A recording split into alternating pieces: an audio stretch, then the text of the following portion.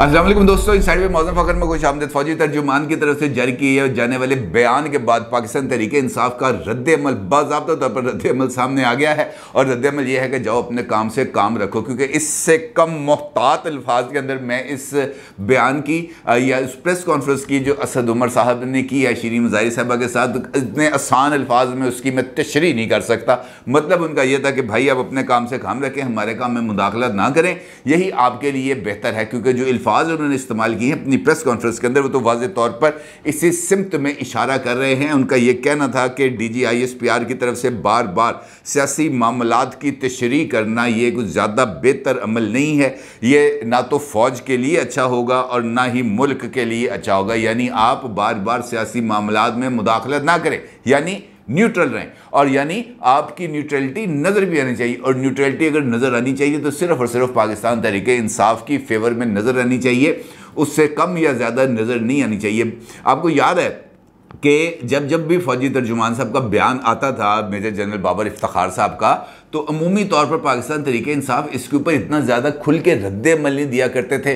वो कुछ आएँ बाएँ शाएँ करके ना बात आगे उसको ना वेल लेफ्ट कर दिया करते थे, लेकिन अपने बयानिए के ऊपर कायम रहते थे। उससे उनका पीछे हटने को किसी भी सूरत ना इम्कान होता था और ना ही वो अपने इस बयानिए पर कॉम्प्रोमाइज़ करना उनको पसंद था। लेकिन ये जो कल रात की कामरान शाहिद साहब के साथ गुफ्तगू है बाबर इफ्तिखार साहब की, ये इतनी क्लैरिटी के अंदर है कि उसके बाद पाकिस्तान तहरीक इंसाफ अगर इस बात का जवाब ना देती तो उसको हर सूरत के अंदर किसी न किसी तरीके से नुकसान उठाना पड़ता था। अगर वो इसका बयान ना देते तो भी नुकसान है, और अगर उन्होंने रद्द-ए-अमल दे दिया है तब भी नुकसान है। और इसीलिए मैंने पिछली वीडियो का थंबनेल ये रखा था कि गेट नंबर 4 बंद हो गया इमरान खान साहब के लिए, उससे आगे निकलने का उनके पास रास्ता नहीं है। इमरान खान साहब के पास जो पॉलिटिकल रास्ते हैं वो बहुत ही हद तक कम होते चले जा रहे हैं। अब इमरान खान साहब का जो बयानिया है वो बेस करता है उस एक ख़त के ऊपर जो आया, और इमरान खान साहब की नज़र के मुताबिक वो ख़त में ऐसी ज़ुबान इस्तेमाल की गई जो धमकी अमेज़ थी, जिससे इस बात का तासुर मिल रहा था कि पाकिस्तान के ख़िलाफ़ किसी न किसी किस्म की कोई ना कोई साजिश हो रही है। अगर असद उमर साहब और शीरीन मज़ारी साहिबा की प्रेस कॉन्फ्रेंस का मैं अहाता करूं तो उसके अंदर 3 बुनियादी पॉइंट्स नज़र आते हैं। नंबर 1 कि अपने काम से काम रखें, न्यूट्रल हैं तो न्यूट्रल रहें, और सियासी मामलात से बिल्कुल दूर होकर बैठें, आपका सियासत के साथ कोई लेना देना नहीं है।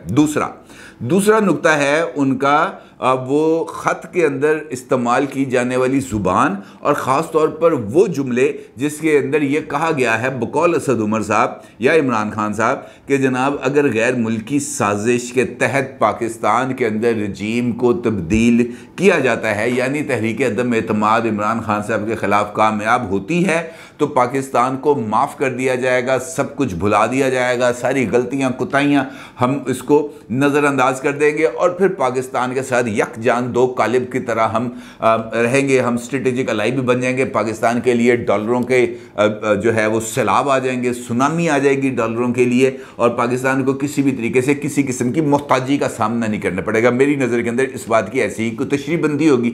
गुनाह माफ़ करना, गलतियों को नज़रअंदाज करने का मतलब ये है ना कि इस वक्त पाकिस्तान पे, यानी जिस वक्त इमरान खान साहब मौजूद थे, पाकिस्तान के ऊपर जो मुश्किलात थी, पाकिस्तान के पास जो पैसों की कमी थी, उसकी वजह ये थी कि इमरान खान साहब की हुकूमत को अमेरिका पसंद नहीं कर रही थी, क्योंकि इमरान खान साहब अमेरिका को नज़रअंदाज करते हुए अपनी वजारत उज़्मा के आखिरी दिनों के अंदर रूस गए थे। उससे पहले 3.5 साल रूस नहीं गए, आखिरी दिनों के अंदर रशिया गए थे, और वहाँ पर से वापस आके उन्होंने यह कह दिया था कि जनाब मैं जो है वो 30% कम पर तेल भी लूँगा और 30% कम पर गंदम भी लूँगा। हमारे मामला तय हो गए और अब पाकिस्तान के अंदर दूध और शहद की नहरें बहना शुरू हो जाएंगी। जिस तरीके से DGISPR ने गैर मुल्की साजिश के बयानिए की हवा निकाली, बिल्कुल इसी तरीके से रशियन एम्बेसडर ने भी इमरान खान साहब के इस बयानिए की कि जनाब रूस से तेल और गंदम सस्ती आ रही थी, उसके बयानिए से भी हवा निकाल दी थी।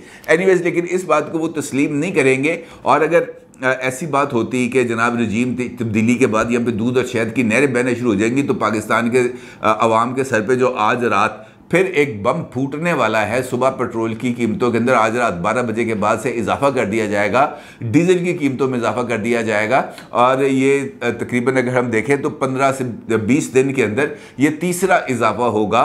तो वो भी तो ये दूध और शहद की नहरें बह रही हैं यहाँ पर। ये पाकिस्तान की गलतियों को माफ़ कर दिया गया, क्योंकि अगर गलतियों को माफ़ कर दिया जाता तरीके तो कामयाब होगी ना, उसको माफ़ कर दिया जाता तो कम से कम अमेरिका और कुछ नहीं कर सकता। तो IMF से ये तो कह सकता था कि यार अंदर ज़रा हाथ हौला रखी, ये इनकी जान ज़रा बख्श दो, इनको ज़रा थोड़ा सा सुकून का सांस लेने दो, लेकिन ऐसा नहीं हुआ। यानी ये जो दूसरा नुक्ता था इमरान खान साहब के बयानिए का, बल्कि पहला नुक्ता था वो भी गलत था। अब सबसे इंपॉर्टेंट बात जो की है असद उमर साहब ने, वो उनका ये कहना था कि जो कौमी सलामती कमेटी की पहली मीटिंग हुई उसके अंदर जो उस मीटिंग के शुरका थे ये बुनियादी तौर पर दो हिस्सों में तकसीम थे। यानी एक ग्रुप था अस्करी और एक ग्रुप था सियासी।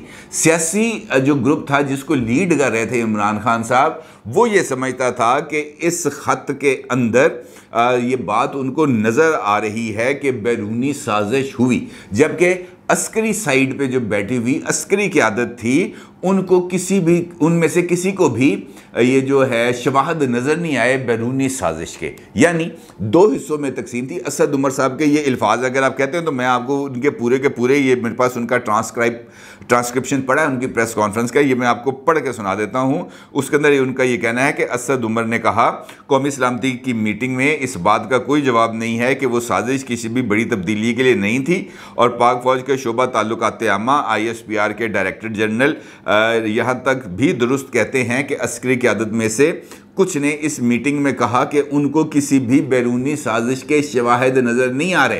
अस्करी की आदत को बैरूनी मुदाखलत के, बैरूनी साजिश के शवाहिद नज़र नहीं आ रहे। लेकिन कौमी सलामती कमेटी के मीटिंग में ये गौर करने वाली बात है, कौमी सलामती कमेटी की मीटिंग में जो सिविलियन क़यादत बैठी हुई थी, यानी इमरान खान साहब बैठे हुए थे, यानी असद उमर साहब बैठे हुए थे, यानी शेख रशीद साहब बैठे हुए थे, यानी फवाद चौधरी साहब बैठे हुए थे, यानी परवेज़ खटक साहब बैठे हुए थे, यानी ये सारी PTI की जो कोर लीडरशिप है ये वहाँ पर बैठी हुई थी उस, और अपने चेयरमैन की मौजूदगी में बैठी हुई थी। सिविलियन क़यादत बैठी हुई थी, उसको ये बात नज़र आ रही थी कि बैरूनी साजिश हुई है। यानी कौमी सलामती कमेटी का इजलास दो हिस्सों में तकसीम था। एक कह रहा था कि बैरूनी साजिश नहीं हुई और वो ये कह रहे थे कि हमने तहकीकात करा ली हैं, और उनका ये भी कहना था कि जो खुफिया एजेंसीज़ हैं उनको जब ये साइफर मिला था दफ्तर खारजा की तरफ से, उनको भी ये कॉपी मिली थी, उन्होंने इसकी इंडिपेंडेंट इंक्वायरी की और उसके नतीजे में उनको इस बात का यकीन है कि यहाँ पर किसी किस्म की कोई गैर मुल्की साजिश नहीं है, जबकि जो पॉलिटिकल साइड थी उसको वहाँ पर साजिश नज़र आ रही थी। अब आप एक मिनट के लिए आप ये सोचें कि एक तरफ पॉलिटिकल क़यादत बैठी है, एक तरफ सिविल जो है मिलिट्री लीडरशिप बैठी है। मिलिट्री लीडरशिप कह रही है कि जनाब साजिश नहीं हुई, पॉलिटिकल लीडरशिप कह रही है कि साजिश हुई है, और वहाँ पर जो बंदा बैठा हुआ वो प्राइम मिनिस्टर ऑफ पाकिस्तान है, को माजा साजा नहीं बैठा हुआ, प्राइम मिनिस्टर ऑफ पाकिस्तान बैठा हुआ है। ऐसी सूरत में जब ये वाली सिचुएशन आ जाएगी उस मीटिंग के अंदर जिसका जिक्र खुद असद उमर साहब कर रहे हैं, तो उसका जो इलामिया है उसके इलामिया बनाने में भी तो बहुत लंबा सलाह मशवरा लगा होगा ना, क्योंकि इमरान खान साहब ये चाहते होंगे कि वो जो बात कह रहे हैं वो उस इलामिया में आए, और अस्करी की आदत ये चाह रही होगी कि जो वो कह रहे हैं वो इस इलामिया में आए, क्योंकि अगर अस्करी की आदत की मौजूदगी के अंदर वहाँ पर साजिश का लफ्ज़ इस्तेमाल हो जाता उस कम्युनिके के अंदर, उस डिक्लेरेशन के अंदर, उस मीटिंग के बाद जो इलामिया जारी हुआ उसके अंदर साजिश का जिक्र आ जाता, तो फिर फौजी की आदत उससे किसी भी सूरत पीछे नहीं हट सकती थी। तो लिहाजा उस लफ्ज़ के मुकाबले में, कॉन्स्पिरेसी के मुकाबले में जो लफ्ज़ इस्तेमाल किया वो मुदाखलत का लफ्ज़ इस्तेमाल करवाया गया और डेलिब्रेटली करवाया गया इमरान खान साहब की तरफ से कि यार अगर आप ये समझते हैं कि साजिश नहीं है तो फिर ये मुदाखलत है, धमकी दी गई है, हमारे मामला में मुदाखलत करने की कोशिश की गई है, उनको हमें डिमाश करना चाहिए। और इस बात पर फौजी क़यादत ने तस्लीम कर ली बात और डिमार्च जारी किया गया और मुदाखलत का लफ्ज़ उस कम्युनिके के अंदर इस्तेमाल किया गया जो आज तक सबके गले की हड्डी बन के रह चुका है। यानी जो बात अब साबित हो रही है वो ये है कि और ख़ुद इंकशाफ उनकी तरफ से आया है, और इस इंकशाफ को अब हम नज़रअंदाज नहीं कर सकते कि वहाँ पर डिवीजन थी। उसके बाद अब आगे जब एक बात तवातर के साथ आती है तो फिर उसको किसी ना किसी जगह पर तो रोकना है। आप हर एक चीज़ को ओपन एंडेड तो नहीं छोड़ सकते। एक दफ़ा बात हुई, 2 दफ़ा बात हुई, 3 दफ़ा बात हुई, 4 दफ़ा बात हुई, हर एक वक्त पर जो इस्टेब्लिशमेंट है उसकी तरफ से ये पैगाम दिया गया कि भाई ये साजिश मत करो, ये साजिश मत करो, आगे बढ़ो और इससे आगे चलो। क्यों पूरी दुनिया के अंदर पाकिस्तान को बदनाम करने की आप मिशन पे लगे हुए हैं? उन्होंने कहा जी नहीं, हमने अपने इस काम पे हमने लगे रहना है। फिर उसके बाद अब जो फाइनल कॉल आई है उसके अंदर क्लैरिटी के साथ कुछ चीज़ों को बयान कर दिया गया, लेकिन यहाँ पर अभी तक PTI की और इमरान खान साहब की तसल्ली नहीं हो रही। वो ये चाहते हैं, अब भी उनका ये कहना है असद उमर साहब का कि जनाब हमने एक ये जो ख़त आया था गैर मुल्की, ये जो साइफर था, ये प्राइम मिनिस्टर ने भेज दिया है, प्रेसिडेंट ने भेज दिया है chief justice of Pakistan mister justice Umar Ata Bandial साहब को। लिहाजा यानी वो ये कहते हैं कि ये जो तहकीकात हुई थी, इन तहकीकात पर हमारा कोई उस पर भरोसा नहीं है। फ़ौजियों ने गलत तहकीकात की हैं, हमें फंसाने के लिए तहकीकात की हैं। लिहाजा जो चीफ जस्टिस हैं उमर अताब बंदयाल साहब, वो करें तहकीकात, वो बनाएं कमीशन, और अगर वो कह देंगे कि वो गैर मुल्की साजिश नहीं हुई तो तब हम यकीन करेंगे, अदरवाइज़ हमने यकीन नहीं करना। अब ये मामला इस तरीके से आगे बढ़ रहे हैं कि पीछे हटने के लिए अब इमरान खान साहब के पास ऑप्शन नहीं है, और वो अगर पीछे हटते हैं तो उनका जो बयानिया जो उन्होंने बनाया हुआ उस पर आएगा एक बहुत बड़ा डेंट, और उस डेंट को वो अभी बर्दाश्त करने की पोजीशन में नहीं है। और इसी वजह से वो पाकिस्तान के अंदर मुख्तलिफ जगहों पर एक पोलिटिकल कॉन्स्पिरेसी को, एक पोलिटिकल जिसे हम कह सकते हैं बैटल को, एक जंग को जारी रखना चाहते हैं। पंजाब देख लें यार, पंजाब इसकी मिसाल है कि क्या आप सोच सकते हैं कि एक सूबा जो आधा पाकिस्तान है, 12-13 करोड़ आबादी है, पाकिस्तान का आबादी के लिहाज से सबसे बड़ा सूबा है, यहाँ पर हुकूमत 2 दिन से यबक रही है कि जनाब ये हमारा बजट है, ये पेश करना है, और स्पीकर साहब और PTI की क़यादत कहती है नहीं हमने नहीं पेश होने देना। और उसके बाद यहाँ पर वो लफ्ज़ मुझे है मुश्किल था, लेकिन वो कहते हैं बगीचा इत्फाल।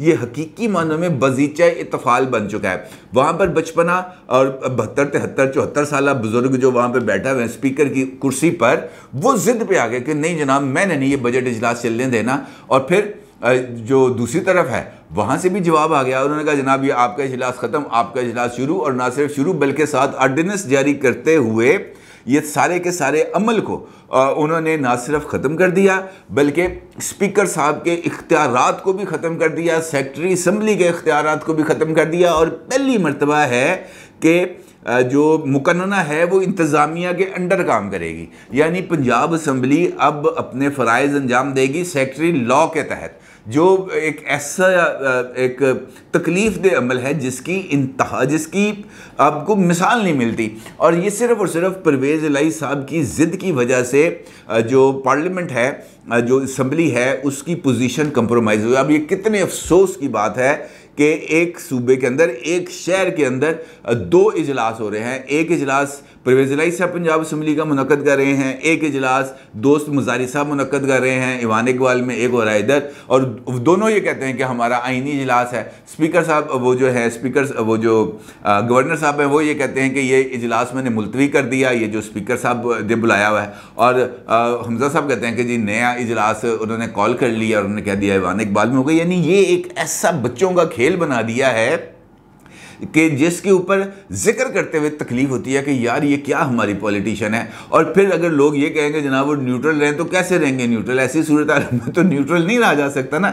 जब सियासतदान ही सियासत करना भूल जाएंगे, वो सियासत को इंतकाम या मुल्क के साथ इंतकाम की तरफ ले जाएंगे, रियासत के साथ इंतकाम की तरफ ले जाएंगे, तो कैसे बनेगा? और अगर इस इंतकामी रविश को कम करने की कोशिश की जाए, मिसाल के तौर पर अगर हम देखें तो परवेज़ मुशर्रफ साहब के मामले को लेकर भी एक बहुत बड़ा एक इंतकामी जज्बात पाकिस्तानी कौम में पाए जाते हैं। उनको पसंद करने वाले भी हैं और उनको नापसंद करने वाले भी हैं। अब नवाज शरीफ साहब का एक ट्वीट जो उन्होंने कल रात को किया, वो अभी तक सोशल मीडिया पर ज़ेरे गर्दिश है और हर एक बंदा उसका जिक्र कर रहा है, बल्कि आज सेनेट के अंदर भी उसके ऊपर इजहार ख्याल हुआ। जमात इस्लामी के जो सेनेटर हैं मुश्ताक अहमद साहब, उन्होंने तो बिल्कुल ही उड़ा के रख दिया ना। उन्होंने कहा जनाब ये तो बिल्कुल ही हम तो इसको किसी भी सूरत तस्लीम ही नहीं करेंगे मुशर्रफ साहब को वतन वापस लाया जाता है। उन्होंने कहा जनाब अगर मुशर्रफ साहब को पाकिस्तान वापस लेके आना है जो आइन शिकनी का मुर्तकिब है तो फिर जेलों के दरवाजे खोल देने चाहिए, फिर सारे चोर डाकू लुटेरों को आज़ादी मिल जानी चाहिए, क्योंकि अगर हम ताकतवर पर हाथ नहीं डाल सकते तो फिर कमज़ोरों को जेल में रखने का कोई फ़ायदा नहीं। यूसुफ रज़ा गिलानी साहब उनका अग्रेसिव था। यूसुफ रज़ा गिलानी साहब का बड़ा एक डिप्लोमेटिक किस्म का ना उन्होंने वहाँ पर बयान दिया। उन्होंने कहा जनाब ना मुशर्रफ साहब हमसे पूछ के गए थे ना उन्होंने हमसे पूछ के आना है, जिन्होंने उनको भिजवाना था वही उनको वापस लेके आएंगे, हम इसमें क्या कर सकते हैं। हम तो बिल्कुल, मैंने तो अपना मामला उनको माफ़ कर दिया था। अब अगर वो उन्होंने अगर लेके आने का मुशर्रफ साहब को फैसला कर लिया तो उसको कौन रोक सकेगा, कोई नहीं रोक सकेगा। लिहाजा बेहतर है आप उनको आने दें। अब मुल्क वापस आने पर हमें कोई एतराज़ नहीं है, लेकिन सबके साथ यकसा सलूक होना चाहिए। अब ये जो यकसा सलूक वाली बात है ना, इसके अंदर एक अगली कहानी छुपी हुई है। अगली कहानी छुपी हुई है नवाज शरीफ साहब की। नवाज शरीफ साहब का ट्वीट आपने देखा होगा और उसके अंदर उन्होंने बड़ी क्लैरिटी से कहा कि जनाब मैंने उनको कह दिया है कि जनाब मेरा उनके साथ कोई ज़ाती लड़ाई झगड़ा नहीं है, मैं नहीं चाहता कि जिस तरह का सदमा मैंने उठाया था कोई और भी उठाए, और अगर वो वापस आना चाहते हैं तो मैं हुकूमत से कहता हूँ उनको हर तरह की सहूलत फराहम की जाए। यानी अगर मुशर्रफ साहब पाकिस्तान वापस आ सकते हैं तो फिर मैं क्यों नहीं आ सकता। मेरा ख्याल है कि उसमें से एक रंग तो ये भी निकल सकता है ना कि अगर मुशर्रफ साहब पाकिस्तान वापस आ सकते हैं तो सागदार क्यों नहीं आ सकता, मैं क्यों नहीं आ सकता, और कोई क्यों नहीं आ सकता। तो अगर मुशर्रफ साहब वापस आते हैं तो इसका मतलब ये है कि नवाज शरीफ साहब की भी वतन वापसी का कोई ना कोई विंडो ऑफ अपॉर्चुनिटी खुल सकती है। और शायद यही वजह है कि यूसुफ रज़ा गिलानी साहब ने बातों बातों के अंदर ये बात कह दी है कि सबके साथ यकसा सलूक होना चाहिए। यानी परवेज़ मुशर्रफ साहब आएंगे पाकिस्तान में, अपनी ज़िंदगी के आखिरी दिन गुजारेंगे यहाँ पर, अगर अल्लाह ताला उनको सेहत दे, अगर वो अल्लाह को प्यारे हो जाते हैं तो यहाँ पर वो मदफून होंगे। तो इसका मतलब ये है कि फिर नवाज शरीफ साहब को बैरून मुल्क रखने का कोई जवाज़ बाकी नहीं बचेगा। फिर नवाज शरीफ साहब भी वतन वापस आएंगे, फिर इसहाक डार साहब भी वतन वापस आएंगे, और फिर ये जो मुतालबा होगा कि सबके साथ यकसा सलूक किया जाना चाहिए, फिर उनके साथ भी यकसा सलूक होगा। यानी आने वाले दिनों के अंदर हम कुछ हंगामा खेजी देखने जा रहे हैं सियासत के अंदर। इस बात को आप नोट कर लें, चाहे जो मर्जी हो जाए, नवाज शरीफ साहब आएँ ना आएँ, मुशर्रफ साहब आएँ ना आएँ, लेकिन जो सियासी गर्मा गर्मी है वो अभी बढ़ेगी, उसके कम होने का कोई इम्कान नज़र नहीं आ रहा। अपनी राय का ज़रूर इज़हार कीजिएगा। आपका बहुत शुक्रिया। अल्लाह हाफिज़।